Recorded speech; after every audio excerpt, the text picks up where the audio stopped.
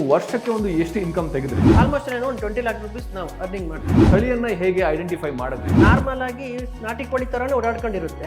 Normal ಆಗಿ ನಾಟಿ ಕೋಳಿ ತರನೇ ಮೊಟ್ಟೆ ಹಾಕುತ್ತೆ.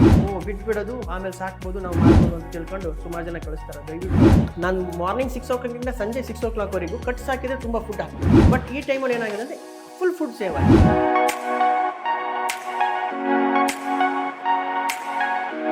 ನಮಸ್ಕಾರ ಸ್ನೇಹಿತರೆ, ನಾನು ನಿಮ್ಮ ಅನಿಲ್ ಸುಂದರ್. ಇವತ್ತು ಕೂಡ ನಮ್ಮ ಜೊತೆ ಒಂದು ಕೋಳಿ ಸಾಕಾಣಿಕೆಯಲ್ಲಿ ಒಂದು ವರ್ಷಕ್ಕೆ 25 ಲಕ್ಷ ಇನ್ಕಮ್ ಮಾಡಬಹುದು ಅಂತ ತೋರಿಸ್ಕೊಟ್ಟಂತ ಒಬ್ಬ ಮಾರ್ಗದರ್ಶಕರು ನಮ್ಮ ಜೊತೆ ಇದ್ದಾರೆ. ಅವರು ಬೇರೆ ಯಾರು ಅಲ್ಲ, ಸಚಿನ್ KS ಅಂತ ತೀರ್ಥಹಳ್ಳಿಯಿಂದ ನಮ್ಮ ಜೊತೆಗೆ ಇದ್ದಾರೆ. ಇವರು ಯಾವ ರೀತಿಯಾದಂತಹ ಒಂದು ಕೋಳಿ ತಳಿಗಳನ್ನ ಸಾಕ್ಬಿಟ್ಟು ಇಷ್ಟೊಂದು ಅರ್ನ್ ಮಾಡಿದ್ದಾರೆ ಅನ್ನೋದನ್ನ ನಿಮ್ಗೆ ಹೇಳಬೇಕು, ಅಥವಾ ನೀವು ಮಾಡಬೇಕು ಅಂತ ಅನ್ಕೊಂಡಿದ್ರೆ ಸೊ ನಿಮ್ಗೆ ಯಾವ ರೀತಿಯ ಒಂದು ಸಲಹೆಗಳು ಇವರು ಕೊಡ್ಬೋದು ಅದನ್ನೆಲ್ಲ ಇವತ್ತಿನ ಒಂದು ಕಾರ್ಯಕ್ರಮದಲ್ಲಿ ನಾವು ಕೇಳೋಣ ಅವ್ರ ಹತ್ರ. ಮೊದಲಿಗೆ ಕಾರ್ಯಕ್ರಮಕ್ಕೆ ಸ್ವಾಗತ ಮಾಡೋಣ. ಸ್ವಾಗತ ಸರ್. ಈಗ ಮೊದಲನೇದಾಗಿ ಸಚಿನ್ ಅವರೇ, ನೀವು ಅರ್ನ್ ಮಾಡಿದ್ದಂತೂ ನಾನು ಹೇಳಿದೆ. ಸೊ ಅದಕ್ಕೂ ಮೊದಲು ನಿಮ್ಗೆ ಈ ಒಂದು ಐಡಿಯಾ ಯಾವಾಗಿಂದ ಬಂತು, ಅಥವಾ ನೀವು ಯಾವ ತಳಿಗಳನ್ನ ಫಸ್ಟ್ ಅದನ್ನ ತಳಿಯನ್ನ ಹೇಗೆ ಐಡೆಂಟಿಫೈ ಮಾಡಿದ್ರಿ? ಸರ್, ಐಡಿಯಾ ಅನ್ನೋಕ್ಕಿಂತನೂ ನಾವು ಬಂದ್ಬಿಟ್ಟು ರೂರಲ್ ಪ್ರದೇಶದಿಂದ, ನಮ್ಗೆ ಬಂದ್ಬಿಟ್ಟು ಮಲೆನಾಡಲ್ಲಿ ಬಂದ್ಬಿಟ್ಟು ನಮಗೆ ಅವಾಗಿಂದನೂ ಕೋಳಿ ಸಾಕಾಣಿಕೆ ಅನ್ನೋದೇನು ಹೊಸದಲ್ಲ. ಪ್ರತಿಯೊಂದು ಮನೆಯಲ್ಲೂ 2-3 ಕೋಳಿಗಳು ಎಲ್ಲ ನಾವು ಸಾಕ್ತಾನೆ ಬಂದಿದ್ವಿ. ಅದೇ ಥರ ಏನಾಯ್ತು ಅಂದರೆ ಪ್ರತಿಯೊಬ್ಬರ ಮನೆಯಲ್ಲೂ ಅವ್ರ ಮನೆ ಯೂಸಿಗೋಸ್ಕರ ಕೋಳಿಗಳನ್ನ ಇಟ್ಕೊಂಡಿದ್ರು. ನಾವೇನು ಮಾಡಿದ್ವಿ ಅಂತ ಹೇಳಿದ್ರೆ, ಯಾಕೆ ಇದನ್ನ ನಾವು ಕೆಲವ್ರ ಮೇಲೆ ಕೋಳಿಗಳು ಸಾಕ್ತಿಲ್ಲ, ಅವರಿಗೂ ದೇವಸ್ಥಾನಗಳು ಪೂಜೆ ಗೀಜೆಗೆಲ್ಲ ನಮ್ಮ ಕೋಳಿಗಳನ್ನೆಲ್ಲ ಯೂಸ್ ಮಾಡ್ತಿದ್ವಿ ನಮ್ಮ ಮಲೆನಾಡು ಸೈಜಲ್ಲಿ. ಅದಕ್ಕೋಸ್ಕರ ನಾನು ಯಾಕೆ ಇದನ್ನ ಲಾರ್ಜ್ ಕ್ವಾಂಟಿಟಿಲಿ ಮಾಡಬಾರ್ದು ಅಂತ ಹೇಳಿ ಐಡಿಯಾ ಮಾಡಿ, ನಾನು ಡಿಗ್ರಿ ಮುಗ್ದವನು, ನಾನು ಬ್ಯಾಂಗ್ಳೂರಲ್ಲಿ ವರ್ಕ್ ಮಾಡ್ತಾ ಇದ್ದೆ. ಹಾಗಿಂದ ಈ ಐಡಿಯಾ ಮೇಲ್ಗಡೆ ನಾನು ಊರಿಗೆ ಬಂದು ಈ ಥರ ಕೋಳಿ ಸಾಕಾಣಿಕೆಯಲ್ಲಿ ಬಂದೆ. ಸಾಕಷ್ಟು ತಳಿಗಳಿದೆ ಕೋಳಿಗಳಲ್ಲಿ, ಅದನ್ನು ಐಡೆಂಟಿಫೈ ಮಾಡೋದು ಒಂದು ತುಂಬ ಇಂಪಾರ್ಟೆಂಟ್ ಆದ ಕೆಲಸ. ಅದಕ್ಕೂ ಮೊದಲು ಸ್ಟಾರ್ಟ್ ಮಾಡೋದಕ್ಕೆ ಮುಂಚೆ ನಿಮ್ಮ ಒಂದು ಹೋಮ್ವರ್ಕ್ ಯಾವ ರೀತಿ ಇತ್ತು? ಸರ್, ಹೋಮ್ವರ್ಕ್ ಯಾವ ರೀತಿ ಅಂದರೆ, ಸುಮಾರು ಕಡೆ ಫಾರ್ಮರ್ಸ್ಗಳೆಲ್ಲ ಸಾಕ್ತಾ ಇದ್ರು ಕೋಳಿಗಳನ್ನ. ಯಾವ್ಯಾವ ಜಾತಿ ಏನಾದ್ರ ಬಗ್ಗೆ ಫಸ್ಟ್ ನಾನು ಬಂದು ರೆಫರ್ ಮಾಡ್ಕೊಂಡೆ. ಈ ಜಾತಿ ಸಾಕೋರು ಯಾವ ಥರ ಇನ್ಕಮ್ಮು, ಆ ಥರ ಕೋಳಿಗಳನ್ನ ಸಾಕೋರು ಯಾವ ಥರ ಇನ್ಕಮ್ಮು ಅನ್ನೋದೊಂದು ಫಸ್ಟ್ ನಾನು ಟ್ರೈ ಮಾಡಿದೆ. ಅದಾದ್ಮೇಲೆ ನನಗೆ ಗೊತ್ತಾಗಿದೆ ಈ ಸ್ವರ್ಣಧಾರ ಕೋಳಿ ಅಂತೇಳಿ. ಈ ಸ್ವರ್ಣಧಾರ ಕೋಳಿ ಸ್ಪೆಷಲ್ ಏನು ಅಂತ ಹೇಳಿದ್ರೆ, ನಾರ್ಮಲ್ ಆಗಿ ನಾಟಿ ಕೋಳಿ ತರಾನೇ ಓಡಾಡ್ಕೊಂಡಿರುತ್ತೆ. ನಾರ್ಮಲ್ ಆಗಿ ನಾಟಿ ಕೋಳಿ ತರನೇ ಮೊಟ್ಟೆ ಹಾಕುತ್ತೆ. ಬಟ್ ನಾಟಿ ಕೋಳಿಗೂ ಈ ಸ್ವರ್ಣಧಾರಕ್ಕೂ ಏನು ಡಿಫ್ರೆನ್ಸ್ ಅಂತ ಹೇಳಿದ್ರೆ, ಸ್ವರ್ಣಧಾರ ಬಂದ್ಬಿಟ್ಟು ಆಲ್ಮೋಸ್ಟ್ ಆಲ್ ಒಂದು 4 ಮಂತ್ ಒಳಗಡೆ ನಿಮಗೆ ಒಂದು 3 kg ಆವರೇಜ್ ಬೆಳವಣಿಗೆ ಆಗುತ್ತೆ, ಬಾಡಿ ವೆಯ್ಟ್ ಆಗುತ್ತೆ.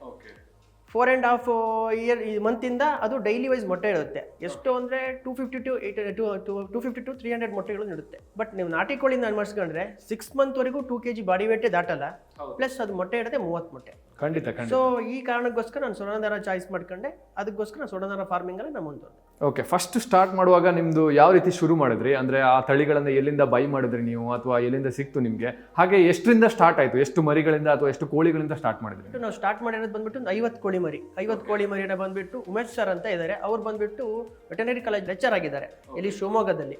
ಅವ್ರ ಹತ್ರ ಬಂದ್ಬಿಟ್ಟು ಸರ್ ಇದ್ರ ಬಗ್ಗೆ ರೆಫರ್ ಮಾಡಿದೆ. ಅವರು ಹ್ಯಾಶಿಂಗ್ ಮಾಡಿಸ್ತಾ ಇದ್ರು ಕಾಲೇಜಲ್ಲಿ, ಮಾಡಿ ರೈತರುಗಳಿಗೆಲ್ಲರಿಗೂ ಕೋಳಿಗಳನ್ನ ಮಾರ್ತಾ ಇದ್ರು, ಸೇಲ್ ಮಾಡ್ತಾ ಇದ್ರು. ಅಲ್ಲೋಗಿ 50 ಮರಿ ತಗೊಂಡವನು. ನೆಕ್ಸ್ಟ್ ಬಂದ್ಬಿಟ್ಟು ಅಲ್ಲಿಂದ ನಮ್ಮ ಜರ್ನಿ ಸ್ಟಾರ್ಟ್ ಆಗಿದ್ದು. ಈಗ ಬಂದ್ಬಿಟ್ಟು ಒಂದು ಇಯರಿಗೆ ಬಂದ್ಬಿಟ್ಟು ಫಾರ್ಮರ್ಸ್ಗಳಿಗೆ ನಮ್ದು ಒಂದು ಹ್ಯಾಚರಿ ಇದೆ. ಹ್ಯಾಚರಿಯಿಂದ ನಾವು ಮರಿಗಳನ್ನ ತೆಗೆದು 1 ತಿಂಗಳು ಮರಿ, 15 ದಿನದ್ದು, 1 ದಿನದ ಮರಿಗಳಂತ ಹೇಳಿ ಆಲ್ಮೋಸ್ಟ್ ಒಂದು 75,000 ಮರಿಗಳನ್ನ ಫಾರ್ಮರ್ಸ್ಗಳಿಗೆ ಕೊಡ್ತೀವಿ. ಒಂದು 25,000-30,000 ಮರಿಗಳನ್ನ ನಾವು ಸೇಲ್ ಮಾಡ್ತೀವಿ. ಒಂದು ಈಗ ನೀವು ಡಿಫ್ರೆನ್ಸ್ ಅಂತೂ ಹೇಳಿದ್ರಿ, ನಾಟಿ ಕೋಳಿಗಳಿಗೂ ಹಾಗೂ ಸ್ವರ್ಣಧಾರ ಕೋಳಿಗಳಿಗೂ ಏನ್ ಡಿಫ್ರೆನ್ಸ್ ಅಂತ ಹೇಳಿದ್ರಿ. ಈಗ ಇದನ್ನ ಮುಖ್ಯವಾಗಿ ಮಾಂಸಕ್ಕೋಸ್ಕರ ಸಾಕ್ಲಾಗ್ತದ, ಮೊಟ್ಟೆಗೋಸ್ಕರ ಸಾಕ್ಲಾಗ್ತದ, ಅಥವಾ ಮರಿಗಳಿಗೋಸ್ಕರ ಸಾಕ್ಲಾಗ್ತದ? ಅದೇ ಸರ್ ಇದ್ರಲ್ಲಿ ಟ್ವಿಸ್ಟ್. ಬೇರೆ ಕೋಳಿಗೂ ಇದಕ್ಕೆ ತಗೊಂಡ್ರೆ ಅದೇ. ಇದನ್ನ ನೋಡಿ ನೀವೀಗ, ನಾನೀಗ ಮಾಂಸಕ್ಕೆ ಮಾರಬೇಕು. ಮಾಂಸಕ್ಕೆ 4 kg ಆವರೇಜ್ ಆಗುತ್ತೆ. 4 kg ಆವರೇಜ್ವರೆಗೂ ನಾನು ವೆಯ್ಟ್ ಮಾಡ್ತೀನಿ, ಯಾರು ಫಾರ್ಮರ್ಸ್ಗಳು ತಗೊಂತಾರ ಅಂತ ಹೇಳಿ. ಫಾರ್ಮರ್ಸ್ಗಳು ತಗೊಂಡಿಲ್ಲ ಅಂದ್ರೆ ನನ್ನ ಹತ್ರ ಹೊಡೆಯುತ್ತೆ, ನೋ ಪ್ರಾಬ್ಲಮ್. ಅವತ್ತಿಂದ ಅದು ಮೊಟ್ಟೆ ಇಡಕ್ಕೆ ಸ್ಟಾರ್ಟ್ ಮಾಡುತ್ತೆ. ಇದೇಗೋಸ್ಕರ ಆ ಮೊಟ್ಟೆನ ನಾವು ಏನು ಮರಿ ತೆಗಿತೀವಿ. ಮರಿ ತೆಗೆದು ಫಾರ್ಮರ್ಸ್ಗಳಿಗೆ ಸೇಲ್ ಮಾಡ್ತೀವಿ. ಮ್ಯಾಕ್ಸಿಮಮ್ ಮರಿಗೆ ಮೊಟ್ಟೆನ ಅಂತ ಬಂದ್ಬಿಟ್ಟು ನಮ್ಮ ಹತ್ರ ಬಯರ್ಸ್ಗಳು ಇರ್ತಾರೆ, ಅವ್ರಿಗೆ ಕೊಡ್ತೀವಿ. ನಮ್ಮ ಹತ್ರ ಉಳಿತೆ ಅಂತ ಇದಾದ ಮೊಟ್ಟೆಗಳನ್ನ ನಾವು ಬಂದ್ಬಿಟ್ಟು ಮರಿಗಳನ್ನ ಮಾಡಿ ಎಲ್ಲ ಫಾರ್ಮರ್ಸ್ಗಳಿಗೂ ಸಪ್ಲೈ ಮಾಡ್ತೀವಿ ನಾವು. ಓಕೆ, ಅಂದ್ರೆ ಈಗ ಬೆಳವಣಿಗೆ ಅಂತಂದ್ರೆ ಏನಂತಂದ್ರೆ, ಈಗ ಒಂದು ದಿನದಿಂದ ಹಿಡಿದು ನಿಮ್ಗೆ ಎಷ್ಟು ದಿನದ ತನಕ ಒಂದು ಬೆಳವಣಿಗೆ, ಒಂದು ಒಳ್ಳೆ KG ಒಂದು ಮಾಂಸಕ್ಕೆ ಅಂತ ನಾವು 4.5 ತಿಂಗಳು ಒಂದು ಅವಧಿ ಬೇಕಾಗ್ತದೆ ಅದಕ್ಕೆ. ಓಕೆ, ಸೊ ಅದಾದ ನಂತರ ಅದನ್ನ ಬೇಕಾದ್ರೆ ನೀವು ಮೊಟ್ಟೆಗೂ ಸಹ ಯೂಸ್ ಮಾಡ್ಬೋದು. ಓಕೆ, ಸೊ ಈಗ ಸ್ಟಾರ್ಟ್ ಮಾಡಿದವಾಗ ನಿಮ್ಗೆ ಏನೆಲ್ಲ ಡಿಫಿಕಲ್ಟೀಸ್ ಬಂತು? ಯಾಕಂದ್ರೆ ಎಲ್ಲ ಒಂದು ಸ್ಟಾರ್ಟ್ ಮಾಡಿದವಾಗ ಒಂದು ಚಾಲೆಂಜಸ್ ಅಂತ ಬಂದೇ ಬರುತ್ತೆ. ಸೊ ಈಗ ಕೋಳಿ ಸಾಕಣೆ ಅದು ನಿರ್ವಹಣೆ ತುಂಬಾ ಇದೆ. ಸೊ ಅಥವಾ ತುಂಬಾ ಜಾಸ್ತಿ ನಿರ್ವಹಣೆ ಅಥವಾ ಕಡಿಮೆ ನಿರ್ವಹಣೆ ಬೇರೆ ಒಂದು ತಳಿಗಳಿಗೆ ಕಂಪೇರ್ ಮಾಡಿದ್ರೆ ಅದ್ರ ಬಗ್ಗೆ ಸ್ವಲ್ಪ ಮಾಹಿತಿ ಕೊಡ್ಬೋದು ಸರ್? ನಾನು ಸಾಕಿ ಒಂದು 6 month ವರೆಗೂ ಬರೀ ನಿರ್ವಹಣೆಯಲ್ಲೇ ಫೇಲ್ಯೂರ್ ಆಗಿದೆ ಜಾಸ್ತಿ. ಪಾಸ್ ಆಗಿತ್ತು ಫೇಲ್ಯೂರ್ ಆಗಿದೆ ಜಾಸ್ತಿ. ಬಟ್ ನಾನೊಂದು ಏನ್ ಮಾಡ್ತಿದ್ದೆ, ಕೋಳಿ ಸಾಕೋದು ಅಂದ್ರೆ ಫೀಡ್ ತಗೊಂಬರೋದು, ಎಲ್ಲಿಂದ ಹೋಗಿ ಫೀಡ್ ತಗೊಂಬರೋದು, ಮನೆಗೆ ಹಾಕೋದು, ಕೋಳಿ ದೊಡ್ಡ ಮಾಡೋದು, ನನಗೆ ಏನು ಇನ್ಕಮ್ ಇತ್ತು, ಒಂದು 200 ರೂಪಾಯಿ ಪ್ರೊಡಕ್ಷನ್ ಕಾಸ್ಟ್ ಬಿದ್ದಿದೆ ಅಂದರೆ ನಾನು 250 ರೂಪಾಯಿ ಸೇಲ್ ಮಾಡ್ತಾ ಇದ್ದೆ, ಬರೀ 50 ರೂಪಾಯಿ ಸಿಗ್ತಾ ಇತ್ತು ಲಾಭ. ಕೆಲವೊಂದು ಟೈಮ್ ಏನಾಗ್ತಿತ್ತು, ಫೀಡ್ ಕಾಸ್ಟು ಈಗ ನಮ್ಮ ಕಡೆ ಮಳೆಗಾಲದ ಇದು ಏನೋ ಮಳೆಗಾಲ ಟೈಮಲ್ಲಿ ಟ್ರಾನ್ಸ್ಪೋರ್ಟ್ ಪ್ರಾಬ್ಲಮ್ ಒಂದಾಗುತ್ತೆ, ಫೀಡ್ ಇನ್ ಟೈಮಿಗೆ ಸಿಕ್ಕಲ್ಲ. ನಮ್ಮ ಮಲೆನಾಡು ಅಂದರೆ ಫುಲ್ ಕೋಲ್ಡ್ ವಾತಾವರಣ, ಅಲ್ಲಿ ಚಳಿಗೆ ಸುಮಾರು ಕೋಳಿಗಳೆಲ್ಲ ಸಾಯ್ತವೆ. ಸೊ ನನಗೆ ಪ್ರೊಡಕ್ಷನ್ ಕಾಸ್ಟು, ಮಾರ್ಟಾಲಿಟಿ ಇವನ್ನೆಲ್ಲ ಬ್ಯಾಲೆನ್ಸ್ ಮಾಡಿದ್ರೆ 230 ರೂಪೀಸ್ ಒಂದು ಕೆಜಿಗೆ ಬೀಳ್ತಾ ಇತ್ತು, 250 ರೂಪೀಸ್ ಸೇಲ್ ಮಾಡ್ತಿದ್ದೆ, ಒಂದು ಕೆಜಿಗೆ 20 ರೂಪಾಯಿ ದುಡ್ಡು ಉಳಿತಾ ಇತ್ತು. ಸೊ ನಾನು ಇದನ್ನೆಲ್ಲ ಕ್ಯಾಲ್ಕುಲೇಟ್ ಮಾಡಿ ನಾನು ಯಾಕೆ ಈ ಬೇರೆ ಥರ ಟ್ರೈ ಮಾಡಬಾರ್ದು ಅಂತ ಹೇಳಿ ನಾನು ಏನು ಮಾಡಿದೆ ಅಂದರೆ, ನಂದು ಅಡಿಕೆ ತೋಟ. ನಮ್ದು ಬಂದ್ಬಿಟ್ಟು ಬೇಸಿಕ್ಲಿ ನಾವು ಮಲೆನಾಡು ಅಂದರೆ ಅಡಿಕೆ. ಅಲ್ಲಿ ನಾವು ಅಡಿಕೆಗೆ ಏನು ಮಾಡಿದೆ, ಒಂದು 2 ಎಕರೆ ಅಡಿಕೆ ತೋಟಕ್ಕೆ ಸುತ್ತ ಫೆನ್ಸ್ ಮಾಡಿದೆ. ಫೆನ್ಸ್ ಅಂದರೆ IBX ಕರೆಂಟ್, ಯಾವುದೇ ಹೊರಗಡೆ ಪ್ರಾಣಿಗಳು ದಾಟ್ತಿದ್ದಂಗೆ ಕರೆಕ್ಟ್ ಮಾಡಿದೆ. ಕರೆಂಟ್ ಮಾಡಿ ಒಂದು 2 ಅಡಿ ಬಿಟ್ಟು ಮೆಶ್ ಹಾಕ್ತೆ, ಪ್ಲಾಸ್ಟಿಕ್ಕಿನ ಮೆಶ್ ಹಾಕ್ತೆ. ಮೆಶ್ ಅಂದರೆ ಬಲೆ ಅಂತೀವಿ ನಾವು ಅದನ್ನ.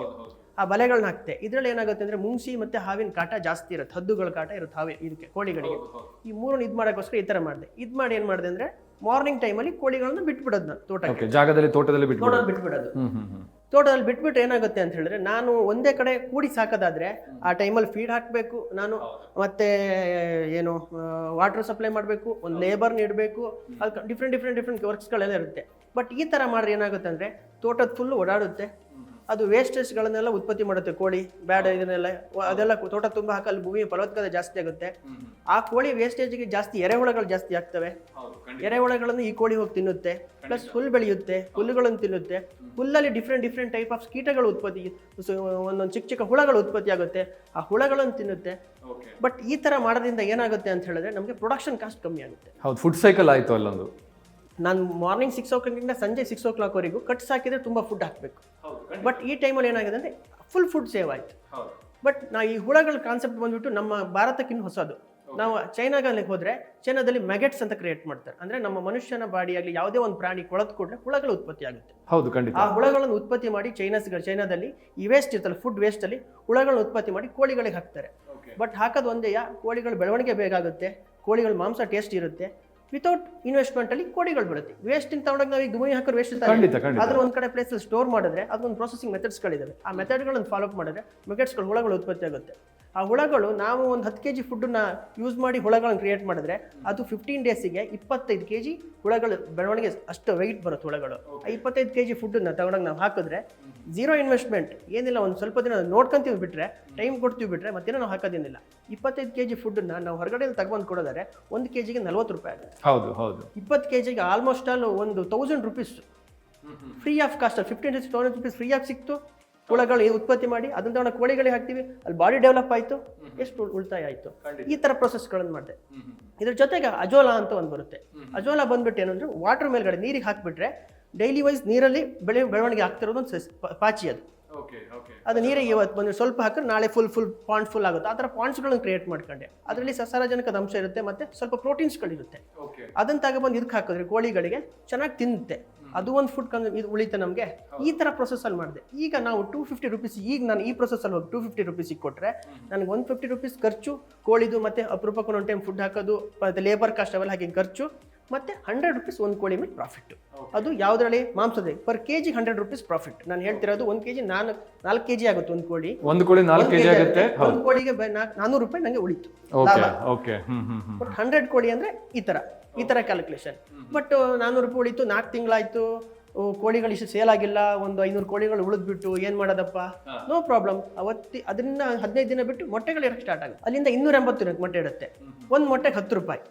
10 ರೂಪಾಯಿ 5 ರೂಪಾಯಿ ಲೆಸ್ ಮಾಡಿದ್ರು, 5 ರೂಪಾಯಿ ಫುಡ್ ಪ್ರೊಡಕ್ಷನ್ ಅದು ಇದು ಲೆಸ್ ಮಾಡಿದ್ರು, ಇನ್ನು 5 ರೂಪಾಯಿ ಪ್ರಾಫಿಟ್. ಓವರ್ ಆಲ್ ಆಗಿ ಈ ಮೊಟ್ಟೆಗಳನ್ನಷ್ಟು ನಾವು ಸೇಲ್ ಮಾಡ್ಕೊಂತ ಬಂದರೆ ನಮ್ಗೆ at the end of the day ಮೊಟ್ಟೆಗಳಲ್ಲಿ ಒಂದು 2,000 ರೂಪಾಯಿ ನಾವು ದುಡ್ದಿದ್ದೀವಿ ಅಂದರೆ 1,000 ರೂಪಾಯಿ ಪ್ರೊಡಕ್ಷನ್ ಕಾಸ್ಟ್ ಕಡೆನ 1,000 ರೂಪಾಯಿ ಲಾಭ. ಈ ಕೋಳಿಲಿ ಏನು ಬಾಡಿ ವೈಟಲ್ಲಿ 250 ರೂಪಾಯಿಗೆ ಸೇಲ್ ಮಾಡ್ತೀವಲ್ಲ, ಆ 250 ರೂಪಾಯಿಗೆ 4 kg ಅಂದರೆ ಅಲ್ಲಿ 1,000 ರೂಪಾಯಿ ಆಯ್ತು. ಒಂದು ಕೋಳಿಗೆ 2,000 ರೂಪಾಯಿ ಇನ್ಕಮ್ ಮಾಡ್ಬೋದು. ಸೊ ಈ ಕೋಳಿಗಳ ನಿರ್ವಹಣೆಯಲ್ಲಿ ನಿಮ್ಗೆ ಅನ್ಸಿದ್ದು, ಈಗ ನೀವೇನು ಮಾಡಿದ್ರಿ, ತೋಟದಲ್ಲಿ ಸೀದಾ ಬಿಟ್ಬಿಟ್ರಿ ಅದನ್ನ. ಸೊ ಅಲ್ಲಿ ತೋಟಗಳಲ್ಲಿ ಕೆಲವೊಂದು ಫುಡ್ ಸೈಕಲ್ ಅನ್ನು ನೀವು ಮಾಡಿದ್ರಿ. ಸೊ ಆ ಹುಳುಗಳನ್ನು ತಿಂತು, ಸೊ ನಿಮ್ಗೆ ಒಂದು ಫುಡ್ಡು ಒಂದಿಷ್ಟು ಸೇವ್ ಆಯ್ತು. ಸೊ ಇವನ್ನೆಲ್ಲ ಮಾಡಿದ್ರಿ. ಸೊ ನಿಮ್ಗೆ ಏನು ಅನ್ಸುತ್ತೆ, ಎಲ್ಲ ಕ್ಲೈಮೇಟ್ಗೂ ಇದು ಸೆಟ್ ಆಗುವಂಥದ್ದ, ಅಥವಾ ಈ ತಳಿಗಳು ಎಲ್ಲ ಕ್ಲೈಮೇಟಲ್ಲೂ ಸಾಕ್ಬೋದಾ, ಹೇಗೆ? ಸರ್, ನಮ್ಮ ಮಲೆನಾಡು ಅಂದರೆ ಕೋಲ್ಡ್ ವರ್ಷದ 365 ದಿನದಲ್ಲಿ 200 ದಿನ ಮಳೆ ಬರೋದೇ ಆಗುತ್ತೆ. ಸೊ ಕೋಲ್ಡ್ ಕ್ಲೈಮೇಟಿಗೆ ಸೆಟ್ ಆಗುತ್ತೆ ಅಂತ ನಾನೇ ಚೆಕ್ ಮಾಡಿದ್ದೀನಿ. ಅದಲ್ಲದೆ ಸಮ್ಮರ್ ಕಡೆ ನಾನು ಬೇರೆ ಕಡೆ ಮರಿಗಳನ್ನ ಸಪ್ಲೈ ಮಾಡಿದ್ದಲ್ಲ, ಆ ಫಾರ್ಮರ್ಸ್ ಒಂದು ಫೀಡ್ಬ್ಯಾಕ್ ತಗೊಂಡಿದ್ದೀನಿ. ಆಲ್ ಓವರ್ ಕರ್ನಾಟಕದಲ್ಲಿ ಯಾವ ಪ್ಲೇಸ್ ಅಲ್ಲಿ ಬೇಕಾದ್ರೂ ಸೆಟ್ ಆಗುತ್ತೆ. ಖಂಡಿತ. ಸೊ ಇದೊಂದು ಇಂಪಾರ್ಟೆಂಟ್ ಅಂತ ಹೇಳ್ಬೋದು. ಶೆಡ್ ಮಾಡೋದು ವೇಗಳು ಕರೆಕ್ಟ್ ಆಗಿರಬೇಕು, ಶೆಡ್ಡಿಗೆ ಕರೆಕ್ಟಾಗಿ ಗಾಳಿ ಆಡಬೇಕು, ಬೆಳಕು ಬರ್ತಾ ಇರಬೇಕು. ವಾಟರ್ ಅನ್ನ ಬಂದ್ಬಿಟ್ಟು ಬೋರ್ವೆಲ್ ವಾಟರ್, ಬಾವಿ ವಾಟರ್ ಕೊಡಬೇಕು. ಕೆಲವರು ಬಂದ್ಬಿಟ್ಟು ಏನಂದ್ರೆ ರೈನ್ ಹಾರ್ವೆಸ್ಟ್ ಅಂತ ಮಾಡ್ಕೊಂಡು ಆ ಮಳೆ ನೀರನ್ನ ನೀರು ಕೊಡ್ತಾರೆ, ಅದು ಕೊಡಬಾರ್ದು. ಮತ್ತೆ ಎಲ್ಲಿಂದ ಹಳ್ಳದಲ್ಲೆಲ್ಲ ಹೊಳೆಲೆಲ್ಲ ಬಂದು ನೀರ್ದನ್ನ ಕೊಡ್ತಾರೆ, ಅದನ್ನೆಲ್ಲ ಕೊಡಬಾರ್ದು. ಯಾವುದೇ ನೀವು ಕೊಟ್ಟರು 10 hours ಮುಂಚೆ ಅದನ್ನ ಒಂದ್ ಕಡೆ ಸ್ಟೋರ್ ಮಾಡಿಡಬೇಕು. ಆ ಸ್ಟೋರ್ ಮಾಡಿದ ನೀರನ್ನ ತಗೊಂಡೋಗಿ ಕೊಡಬೇಕು. ಲಾಸ್ಟ್ ಆ ಟ್ಯಾಂಕ್ ಅಲ್ಲಿ ಲಾಸ್ಟ್ 1 feet ಆ ನೀರನ್ನು ಕೊಡಬಾರ್ದು. ಅದರಲ್ಲಿ ಕೆಲವು ಕಂಡೆಂಟ್ಸ್ಗಳು ಬಂದ್ಬಿಟ್ಟು ಅಲ್ಲಿ ಸ್ಟೋರ್ ಆಗಿರುತ್ತೆ ಅಡಿಗಡೆ, ಆ ನೀರನ್ನು ಕೊಡಬಾರ್ದು, ಅದನ್ನ ಚೆಲ್ಬೇಕು. ಆ ಥರ ಮ್ಯಾನೇಜ್ಮೆಂಟ್ ಮಾಡಬೇಕು. ಸೊ ಈಗ ನೀವು ಮುಖ್ಯವಾಗಿ ಬೆಂಗಳೂರಿಂದ ನೀವು ಅದನ್ನ ಸ್ಟಾರ್ಟ್ ಮಾಡೋದಕ್ಕೆ ಏನ್ ರೀಸನ್ ಇತ್ತು ಮುಖ್ಯವಾಗಿ ನಿಮ್ಮ ಒಂದು ಜೀವನದಲ್ಲಿ? ನನ್ನ ಮುಖ್ಯ ಜೀವನದಲ್ಲಿ ಏನು ಅಂತ ಹೇಳಿದ್ರೆ, ನಮ್ಮ ಅಪ್ಪ ಅಮ್ಮ ಎಲ್ಲರೂ ಬಂದಿದ್ದು ಅಗ್ರಿಕಲ್ಚರ್ ಬ್ಯಾಕ್ಗ್ರೌಂಡ್ ಇಂದ ಬಂದಿರೋದು.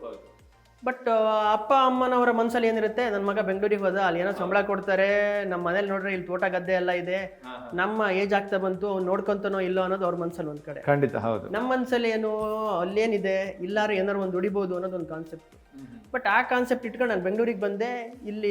ನಾನು ಅಲ್ಲಿ BBM ಓದ್ಕೊಂಡು ಬಂದಿದ್ದಲ್ಲಿ HRM ಅಂತ ಓದಿ ಐಡಿಯಾದಲ್ಲಿ ಬಂದ್ಬಿಟ್ಟು ಕೆಲಸದಲ್ಲಿದ್ದೆ. ಅಲ್ಲಿಂದ ಏರ್ಸೆಲ್ಗೆ ಚೇಂಜ್ ಆದೆ. ಅಲ್ಲಿಂದ ಸಾಗರದಲ್ಲಿ ಒಂದು ಪೋಸ್ಟ್ ಇತ್ತು, ಏರ್ಸೆಲ್ ಪೋಸ್ಟ್, ಇದೇ ಪೋಸ್ಟಿಗೆ ಅಲ್ಲಿಗೆ ಹೋದೆ. ಅಲ್ಲಿಂದ ಬಂದ್ಬಿಟ್ಟು ಒಂದು ಅನ್ಎಕ್ಸ್ಪೆಕ್ಟೆಡ್ ಆಗಿ ಬೇಡ ಈ ಬಿಸ್ನೆಸ್, ಏನಾದ್ರು ಸ್ವಂತವೇ ಸ್ಟಾರ್ಟ್ ಮಾಡಬೇಕು ಅಂತ ಒಂದು ಮೊಬೈಲ್ ಶಾಪ್ ಸ್ಟಾರ್ಟ್ ಮಾಡಿದೆ. ಏರ್ಟೆಲ್ ಡಿಸ್ಟ್ರಿಬ್ಯೂಷನ್ ತಗೊಂಡೆ. ಆ ಜೊತೆಗೆ ನಮ್ಮ ತಂದೆ ತಾಯಿಗಳಿಗೆ ಜೊತೆಗೆ ಇದ್ದು ನಮ್ಮ ಜೊತೆಲ್ಲ ಏನು ಸ್ಟಾರ್ಟ್ ಮಾಡಬೇಕು ಅಂತ ಹೇಳಿ ನಾಟಿ ಕೋಳಿ ಬಿಸ್ನೆಸ್ಗೆ ನಾನು ಕಾಲಿಟ್ಟೆ. ಓಕೆ ಖಂಡಿತವಾಗಿ. ಯಾಕೆಂತಂದ್ರೆ ಸೊ ನೀವು ಒಂದು ಒಳ್ಳೆ ನಿರ್ಧಾರವನ್ನು ಮಾಡಿ ಇವತ್ತು ಒಂದು ಸಕ್ಸಸ್ ಕಂಡಿದ್ದೀರಾ ಆ ಒಂದು ಇದರಲ್ಲಿ. ಸೊ ಈಗ ಮುಖ್ಯವಾಗಿ ಈಗ ಯಾರಾದರೂ ಕೋಳಿ ಸಾಕಣೆ ಮಾಡ್ತಾರೆ ಅಥವಾ ಸ್ವರ್ಣಧಾರ ಸಾಕಣೆ ತಳಿಗಳನ್ನು ತಗೊಂಡು ಸಾಕಣೆ ಮಾಡಬೇಕು ಅನ್ನೋರಿಗೆ ಸೊ ಯಾವ ರೀತಿಯ ಒಂದು ಟಿಪ್ಸ್ ಅನ್ನ ಕೊಡ್ಬೋದು ನೀವು? ಯಾವ ರೀತಿ ಟಿಪ್ಸ್ ಅಂತ ಹೇಳಿದ್ರೆ, ನಿಮಗೆ ಫುಲ್ ನಾಲೆಡ್ಜ್ ಇದ್ದಿತ್ತು ಯಾವುದೇ ಕಾರಣಕ್ಕೂ ಸಾಕ್ಬೇಡಿ. ಫಸ್ಟು ವರ್ಕ್ ಮಾಡಿ, ಹೋಮ್ ವರ್ಕ್ ಮಾಡಿ. ಈ ಕೋಳಿ ಎಷ್ಟು ತಿನ್ನುತ್ತೆ, ಈ ಕೋಳಿ ಮುಂದೆ ಇಷ್ಟು ತಿಂದ್ರೆ ಎಷ್ಟು ನಮ್ಗೆ ಪ್ರಾಫಿಟ್ ಬರುತ್ತೆ, ನಾವೆಲ್ಲಿ ಸೇಲ್ಸ್ ಮಾಡ್ಬೋದು, ನಮ್ಮ ಹತ್ರ ಈ ಜಾಗ ಇದೆಯಾ, ಇಷ್ಟು ಜಾಗ ಇದೆಯಾ, ಅದನ್ನ ಮಾಡಿ. ಮ್ಯಾಕ್ಸಿಮಮ್ ಜನ, ನಾನು ತುಂಬ ಜನ ನೋಡಿದ್ದೀನಿ, ಜಸ್ಟ್ ಹ್ಯಾಸ್ರಿ ಇರುತ್ತೆ ಅವ್ರ ಹತ್ರ, ಮೊಟ್ಟೆಲೇನು ತರ್ತಾರೆ, ಮರಿ ಮಾಡಿಸ್ತಾರೆ. ಸರ್ ನಿಮ್ಮ ಮನೇಲಿ ಹಿಂದ್ಗಡೆ ಪಿತ್ಲಲ್ಲಿ ಜಾಗ ಇರುತ್ತಲ್ಲ, ಒಂದು 10 ಅಡಿ ಉದ್ದ 10 ಅಡಿ ಆಗಲ್ಲ, ಅಲ್ಲೇ ಮೆಶ್ ಹಾಕಿ ಬಿಟ್ಬಿಡಿ ಸರ್. Wrong way. ಬಿಟ್ಬಿಡೋದು, ಆಮೇಲೆ ಸಾಕ್ಬೋದು, ನಾವು ಮಾರ್ಬೋದು ಅಂತ ತಿಳ್ಕೊಂಡು ಸುಮಾರು ಜನ ಕಳಿಸ್ತಾರೆ. ದಯವಿಟ್ಟು ಅಲ್ಲ. ಒಂದು 10 ಕಡೆ ಫಾರ್ಮರ್ಸ್ ನೋಡಿ, ಅದಕ್ಕೋಸ್ಕರ ಈ ಫ್ರೀಡಮ್ ಆ್ಯಪ್ ಬಂದಿರೋದು. ಈ ಫ್ರೀಡಮ್ ಆ್ಯಪಲ್ಲಿ ನೀವು ಸ್ಟಡಿ ಮಾಡಿದ್ರೆ ನಮ್ಮ ಥರ ತುಂಬ ಜನ ಕೋಳಿ ಸಾಕಿದವರು ಇದ್ದಾರೆ.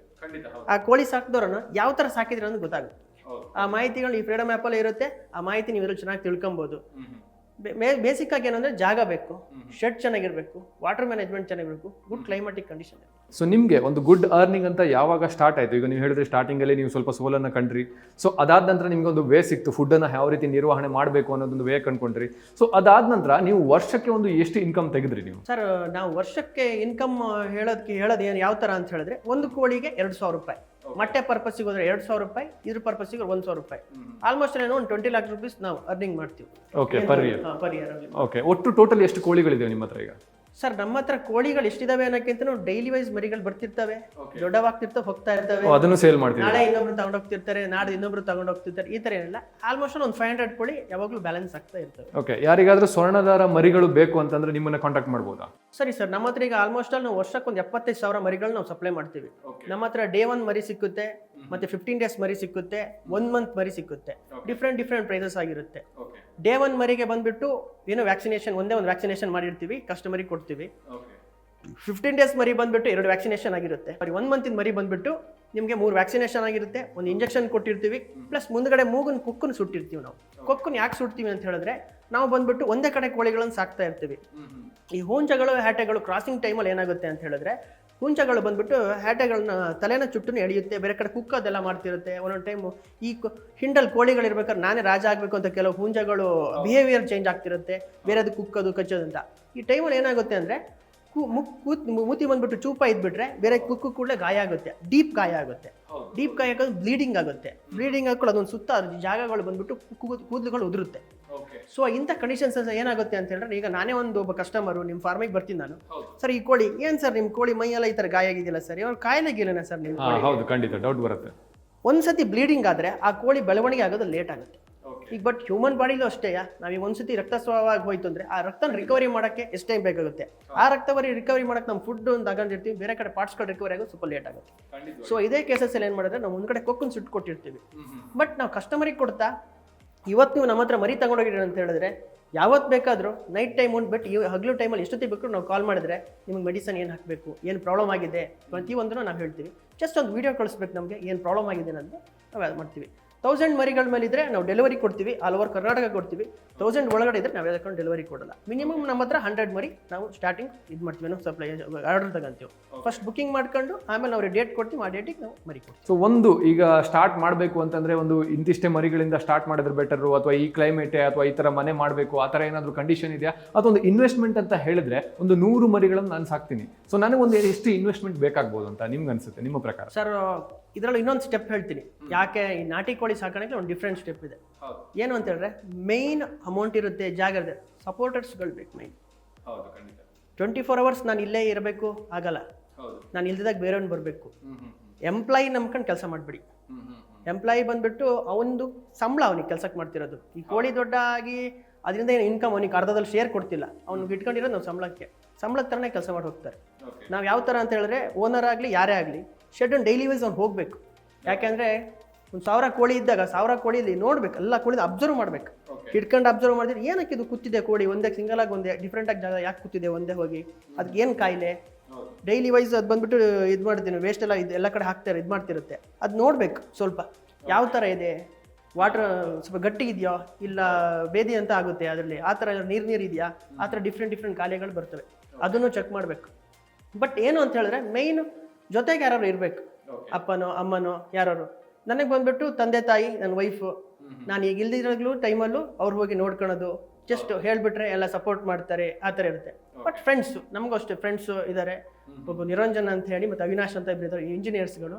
ಒಬ್ಬ ಜಿಯೋದಲ್ಲಿ ಕೆಲಸ ಮಾಡ್ತಾನೆ. 24 ಅವರ್ಸ್ ನಾ ಇಲ್ಲಿದಾಗ ಎಲ್ಲ ಟೈಮಲ್ಲಿ ಮರಿಗಳನ್ನ ಬೇರೆ ಊರಿಗೆ ಹೋಗಿ ತಗೊಂಬರ್ಬೇಕಾಗತ್ತೆ, ನಾವು ಮರಿಗಳನ್ನ ಬೇರೆ ತಗೊಂಡು ಕೊಡಬೇಕಾಗತ್ತೆ. ಆ ಟೈಮಲ್ಲಿ ನಮ್ಮ ಸಪೋರ್ಟಿವ್ ಆಗ್ತದೆ. ಈ ಥರ ಸಪೋರ್ಟರ್ಸ್ ಇರಬೇಕು, ಜೊತೆಗಿದ್ರೆ ಮಾತ್ರ ಮಾಡಿ. ಯಾಕೆ ಅಂತ ಹೇಳಿದ್ರೆ ಎಲ್ಲಾ ದಿನ ನೀವು ಇರೋಕ್ಕಾಗಲ್ಲ, ಎಲ್ಲಾ ದಿನನೂ ಬೇರೆ ಬಂದು ಮಾಡೋಕ್ಕಾಗಲ್ಲ, ಒಬ್ಬರ ಮೇಲೆ ಡಿಪೆಂಡ್ ಆಗಿ ಮಾಡೋಕ್ಕಾಗಲ್ಲ. ಯಾಕೆಂದ್ರೆ ಈಗ ಒಬ್ಬ ರಿಟೇಲರ್ ಸರ್ ಸ್ವಲ್ಪ ಮಾಂಸ ಬೇಕು ಸರ್, ನನಗೆ ಸ್ವಲ್ಪ ತಂದು ಕೊಡಿ, ತಗೊಂಡು ಹೋಗ್ಬೇಕು. ಕೋಳಿಗಳು ಒಂದು ಕೂಡಲೇ ಯಾವುದೋ ಒಂದು ಗೂಡ್ಸ್ ಆದ್ರೆ, ಜೀವ ಇರೋದು ವಸ್ತು ಆದ್ರೆ ಒಬ್ಬನೇ ಡ್ರೈವಿಂಗ್ ಆಗಿ ಹೋದ ಇಳಿಸ್ತಾ ಬಂದ, ಇದು ಹಾಗಲ್ಲ. ಜೀವ ಇರೋ ವಸ್ತು ಯಾವ ಟೈಮಲ್ಲಿ ಹಿಂದ್ಗಡೆ ಹೋಗಬೇಕು ನೋಡಬೇಕು, ಆ ಥರ ಇರುತ್ತೆ. ಡ್ರೈವರ್ 24 ಗಂಟೆ ಮುಂದ್ಗಡೆ ಡ್ರೈವಿಂಗ್ ಮಾಡಿ ಹಿಂದ್ಗಡೆ ನೋಡೋಕ್ಕೆಲ್ಲ ಆಗಲ್ಲ. ಸೊ ಜೊತೆಗೆ ಒಬ್ಬ ಸಪೋರ್ಟರ್ ಬೇಕಿದೆ. ಓಕೆ, ನಮ್ಗೀಗ ಸಾಕಷ್ಟು ಮಾಹಿತಿಗಳನ್ನು ತಿಳಿಸ್ಕೊಟ್ರಿ. ಸ್ನೇಹಿತರೆ, ನಿಮಗೂ ಕೂಡ ಈ ಥರ ಒಂದು ಕೋಳಿ ಸಾಕಣೆ ಮಾಡಬೇಕು, ಈ ತಳಿಗಳ ಬಗ್ಗೆ ಸಂಪೂರ್ಣವಾಗಿ ಮಾಹಿತಿ ಬೇಕು ಅಂತಂದಲ್ಲಿ ಫ್ರೀಡಮ್ ಆ್ಯಪ್ನಲ್ಲಿ ಪ್ರತಿಯೊಂದು ಒಂದು ಕೋರ್ಸ್ಗಳು ನಿಮಗೆ ಸಿಗ್ತವೆ. ಆ ಕೋರ್ಸ್ಗಳನ್ನು ನೋಡಿ ಫ್ರೀಡಮ್ ಆ್ಯಪನ್ನು ಡೌನ್ಲೋಡ್ ಮಾಡ್ಕೊಳ್ಳಿ. ಡೌನ್ಲೋಡ್ ಮಾಡಿಕೊಂಡು ಸಬ್ಸ್ಕ್ರೈಬ್ ಆದ ನಂತರ ನಿಮಗೆ ಕೋರ್ಸ್ಗಳು ಸಿಗ್ತವೆ. ಆ ಕೋರ್ಸ್ಗಳನ್ನು ನೋಡಿಬಿಟ್ಟು ನೀವು ಯಾವುದೇ ಒಂದು ಕೃಷಿ ಪದ್ಧತಿ ಆಗಿರ್ಬೋದು, ಬಿಸ್ನೆಸ್ ಆಗಿರ್ಬೋದು, ಅಥವಾ ಯಾವುದೇ ಒಂದು ಪರ್ಸನಲ್ ಫಿನಾನ್ಸ್ ಆಗಿರ್ಬೋದು, ಅದರ ಸಂಬಂಧಪಟ್ಟಂತೆ ಇನ್ವೆಸ್ಟ್ ಮಾಡೋದಾಗಿರ್ಬೋದು, ಅಥವಾ ಹೊಸ ಬೆಳೆಗಳನ್ನು ಸ್ಟಾರ್ಟ್ ಮಾಡೋದಾಗೋದು ಮಾಡಿದರೆ ಖಂಡಿತವಾಗಿ ನಿಮಗೆ ಸಕ್ಸಸ್ ಸಿಗ್ಬೋದು ಅಂತ ಹೇಳ್ಬೋದು.